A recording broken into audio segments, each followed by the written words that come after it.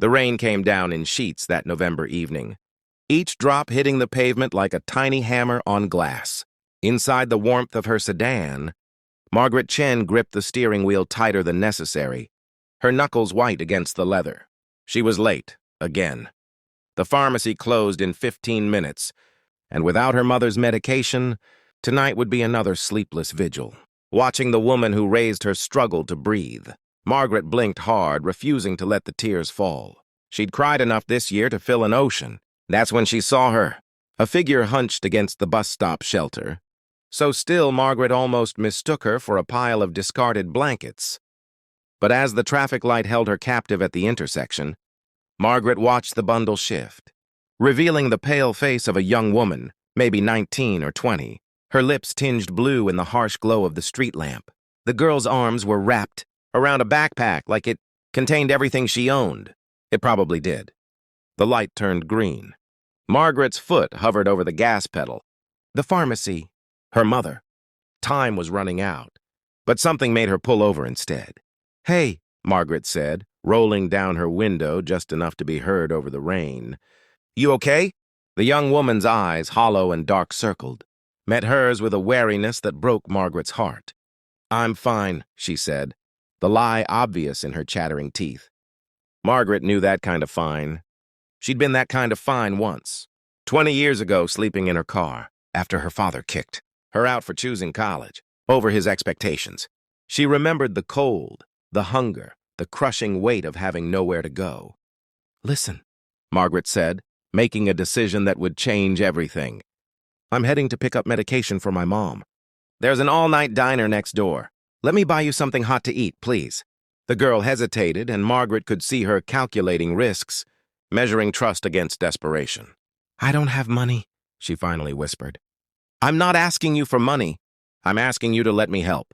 10 minutes later, they were sitting in a vinyl booth at Rosie's Diner, steam rising from 2 cups of coffee and a plate of pancakes that the girl, whose name was Sarah, attacked with the controlled desperation of someone who hadn't eaten in days. Margaret sipped her coffee and tried not to stare, but her heart ached with recognition. "I'm not on drugs or anything," Sarah said suddenly. Defensively, syrup on her chin.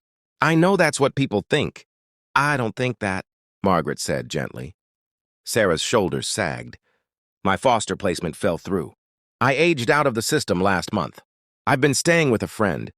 "But her boyfriend—" She trailed off, and Margaret didn't need to hear the rest. "I've got a job interview tomorrow at the grocery store on 5th. If I get it, I can save up for a room somewhere. I just need to make it until then." "Where are you sleeping tonight?" "Bus shelter's fine. I've got a good sleeping bag." Margaret thought of her own daughter, away at Boston University, safe and warm in her dorm room. She thought of her mother, dying but comfortable in her bed at home. She thought of all the nights she'd slept in her car 2 decades ago, praying for morning, for safety, for someone to see her. "You're coming home with me," Margaret heard herself say. Sarah's eyes widened. "What? No, I couldn't." "My daughter's room is empty. It has a bed, clean sheets, a door that locks. You can take a hot shower, get a good night's sleep before your interview." Margaret surprised herself with how certain she sounded. "I'm not taking no for an answer." The words tumbled out of Sarah then, a flood of gratitude and disbelief and fear that this kindness was too good to be real. Margaret just listened, paid the bill, and led this strange girl to her car, wondering what she was doing, but knowing somehow that she was doing exactly what she was meant to do. At home, Margaret's mother was awake, propped up in her hospital bed in the living room, oxygen cannula in her nose. Meechin had been a force of nature once, a woman who'd immigrated to America with nothing and built a life through sheer determination.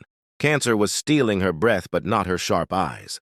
"Mama, this is Sarah," Margaret said, helping Sarah out of her wet jacket. "She's staying the night." May studied Sarah for a long moment, then nodded slowly. "You look hungry still? Margaret, make her soup. Real soup, not that canned garbage." And just like that, Sarah was family. That night stretched into 3 days. Sarah got the job at the grocery store. Margaret found herself looking forward to the girl's presence at dinner, the way she made May laugh with stories from her shift, the way she'd sit with the older woman and watch old movies when Margaret needed to sleep. Sarah fixed the leaky faucet Margaret had been ignoring for months. She organized the medicine cabinet. She became the third heartbeat in a house that had been holding its breath. 2 weeks later, May called Margaret into her room. "You did good," she said, her voice barely above a whisper. "With that girl. You gave her what someone should have given you." Margaret's throat tightened. "I just gave her a bed, Mama." "You gave her more than that. You gave her what I gave you when you came home from college that Christmas. Pregnant and scared." May reached for Margaret's, hand with fingers like bird bones. "You gave her family. You saw her. That's everything?" Margaret hadn't thought about that Christmas in years. How her mother had opened the door without judgment, had held her while she sobbed, had stood beside her when everyone else turned away. Margaret's daughter was the result of that love, that acceptance, that radical act of seeing someone's humanity when the world wanted to look away. May died 3 days before Thanksgiving, peacefully, with Margaret on one side of her bed and Sarah on the other, both women holding her hands.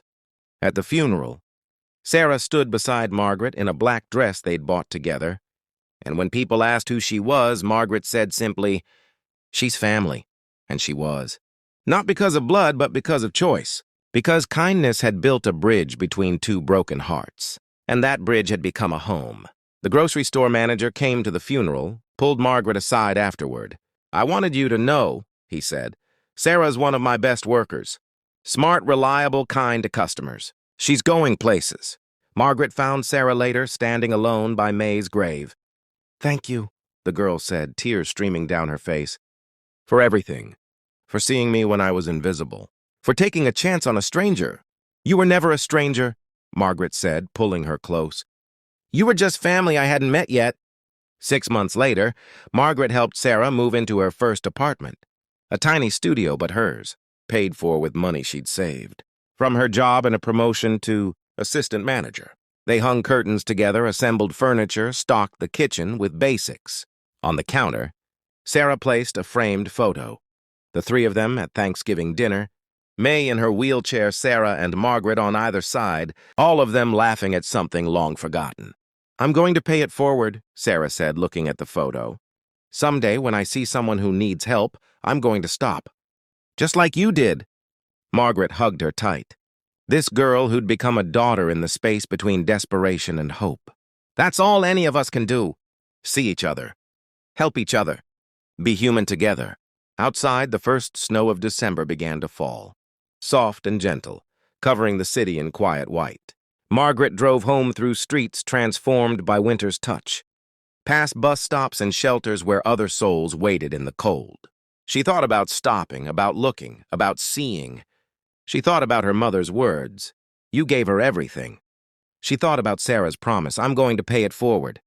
And she understood finally what it meant to be human. Not perfect, not always right, but willing.